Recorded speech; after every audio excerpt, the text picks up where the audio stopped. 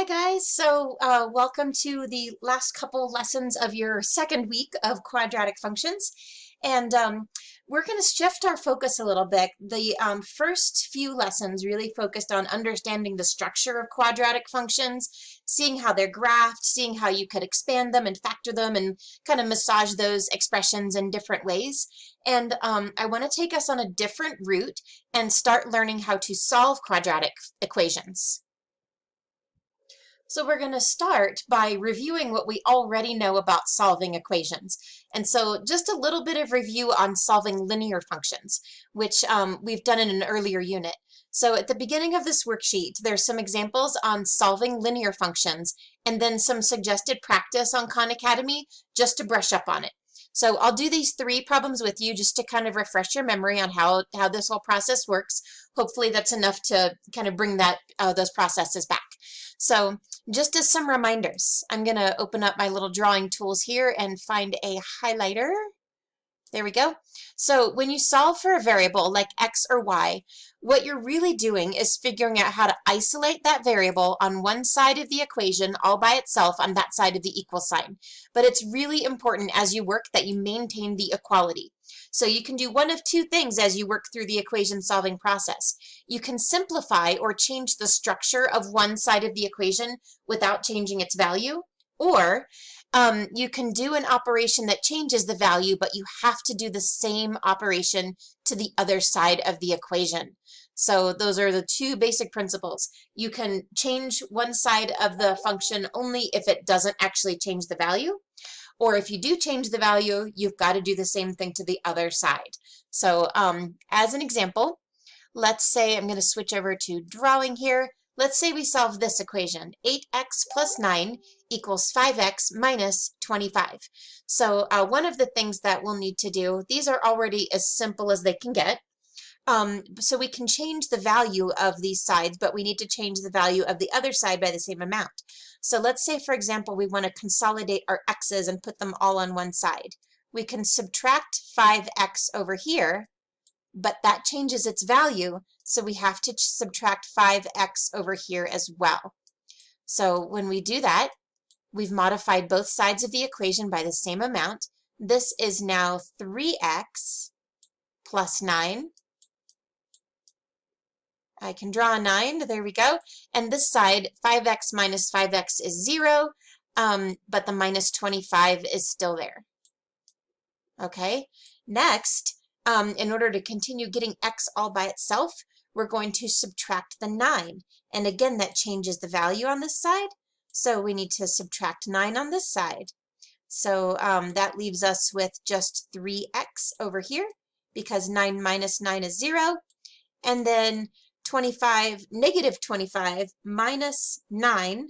Oh gosh, let me think about this. Is that minus 34? Did I do that right? I think I did. So then we've got 3x equals negative 34. And this is going to be a non-whole number, but that's okay. Sometimes that's what you get. If we divide both sides by 3, 3x equals negative 34. We can divide this by 3, and we can divide this by 3. And then we get x equals 3x divided by 3 is 1x. Negative 34 divided by 3, you can write it as negative 34 thirds, or if you wish to express it as a mixed number instead of an improper fraction, it equals negative 11 and 1/3. So there you go. Is it kind of coming back to you? We are going to also look at the next one as well. So I'll get rid of my marks here, and I'm going to scroll down. There we go. Okay, so 5/6 x plus 9 equals 39. So in order to get the x all by itself, we'll get rid of the 9, but that changes the value of this expression over here. So to maintain the equality, you do the same thing on the other side, and then 5/6 x equals 30. Now, in order to get x all by itself, we need to get rid of this 5/6. And one way to get rid of it is I know if I multiply a fraction by its reciprocal, I get 1. So I can change 5/6 x into 1x by multiplying by 6/5. That's how you undo fraction multiplication. And that means if I've multiplied this side by 6/5, I also need to do the same thing to this side. So now we've got 30 times 6/5. And you all remember from multiplying fractions, I put the 30 over 1 and multiply that times 6/5. So now 6/5 times 5/6 is 1. That is 1x. And 30 over 1 times 6 over 5 would be 180/5. And if I actually divide that out, that equals 36. So x is 36. Okay, last one, just to review operations with parentheses and decimals. We've got a distributive property situation here. 0.2 times the quantity 10 minus 5c equals 5c minus 16. So you can't just add 5c to both sides, because this 5c is not really 5c. It's 2/10 of 5c. What I suggest in this case is let's simplify the expression first, and then we will isolate c. So we're going to distribute 0.2 times these two. We don't need to do the same thing to the other side because we're not changing the value. We're just changing the structure of the expression, but the value is staying the same. 0.2 times 10 is 2. And 5 times 0.2 is 1. So we can write 1c or just c equals 5c minus 16. Now we can start isolating c. So we might subtract 1c, or sorry, add 1c to both sides. This is already subtracted. So we'll do plus c, 2 equals 6c plus, or sorry, minus 16. I can't do this. Minus 16. And then we'll add 16 to both sides. So 18 equals 6c. And then we divide both sides by 6. So 3 equals c. Okay, kind of shortcutted processes close to the end.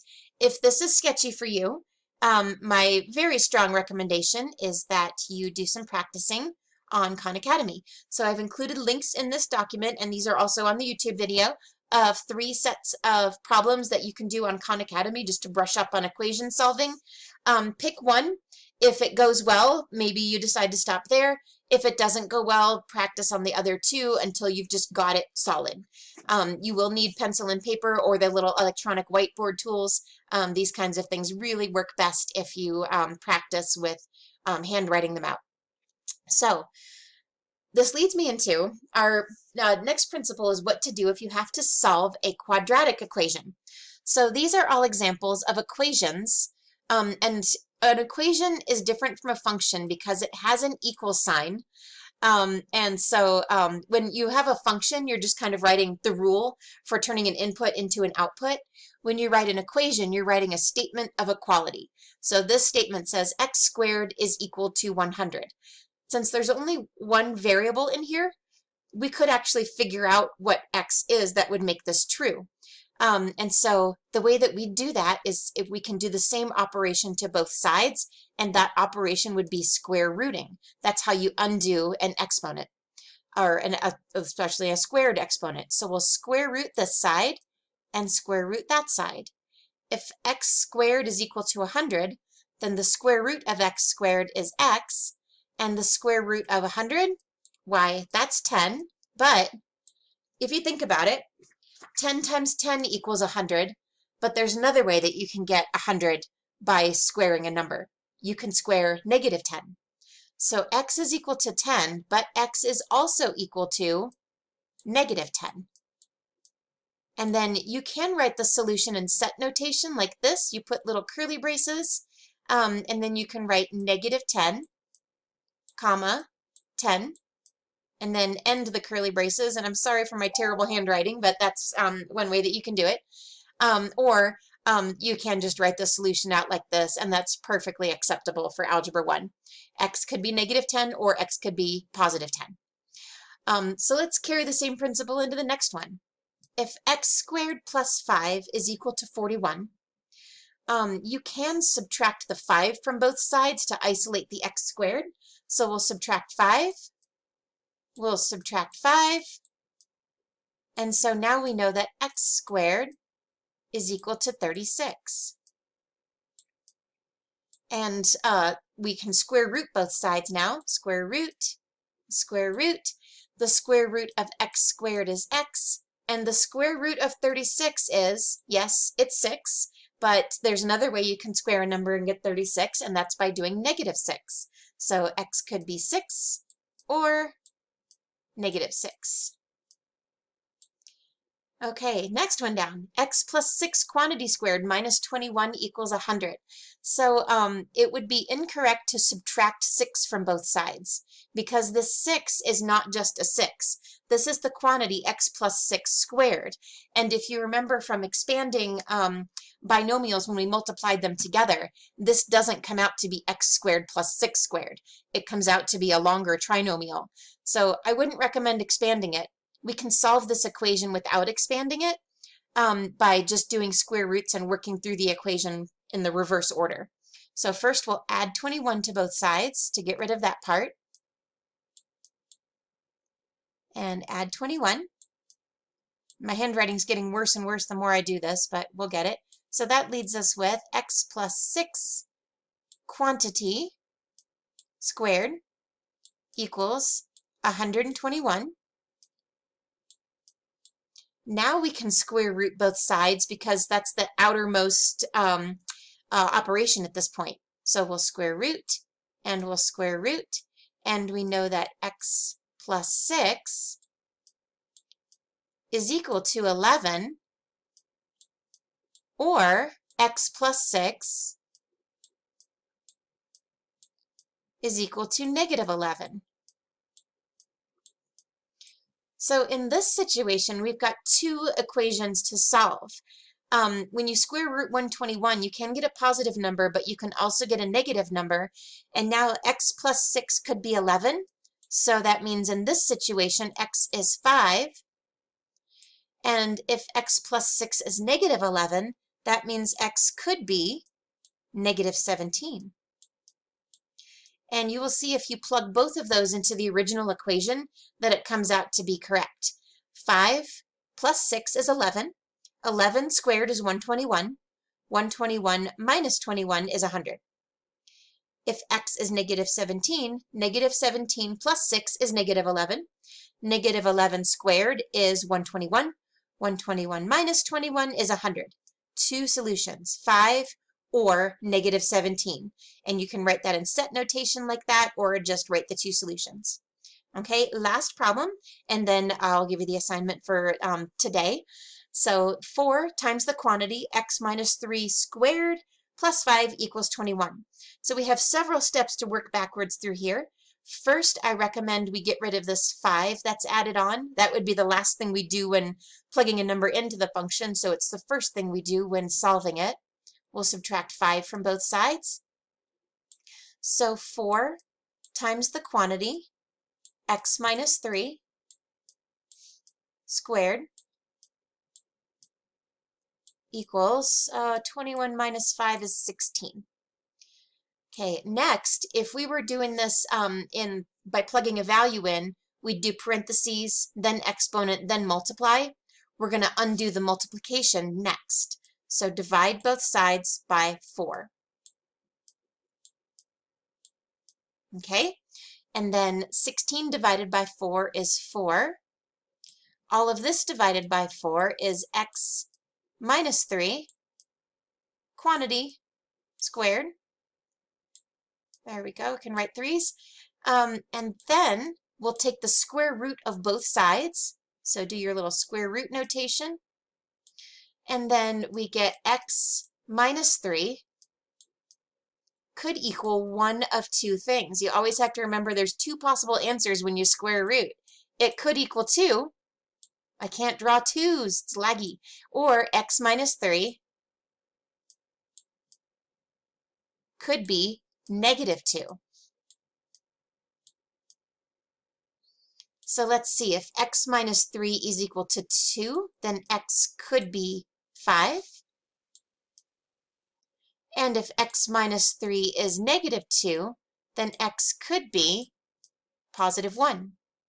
And either one of those would be solutions to the original equation. You can plug them back in to make sure they work. 5 minus 3 is 2. 2 squared is 4. 4 times 4 is 16. 16 plus 5 is 21. 1 minus 3 is negative 2. Negative 2 squared is 4. 4 times 4 is 16. 16 plus 5 is 21. Both of those work in the original function. You have solved it correctly. Your homework task is to you guessed it, practice some of these on Khan Academy. So you can scroll down in this document, and I think there are a whole bunch of solving by square roots problems in this link here. So I'll show you these really quick before I sign off. Every one of these with a pencil is a set of practice problems. And all of these practice problems kind of tackle it in different ways. So try a couple of sets of these practice problems. Do at least one perfectly. And but you don't have to do all of them unless you feel like you want to get the practice at getting really good at it. So I will look forward to seeing you in the next video, which will be on solving by graphing. Enjoy solving your quadratic equations, and I'll see you soon.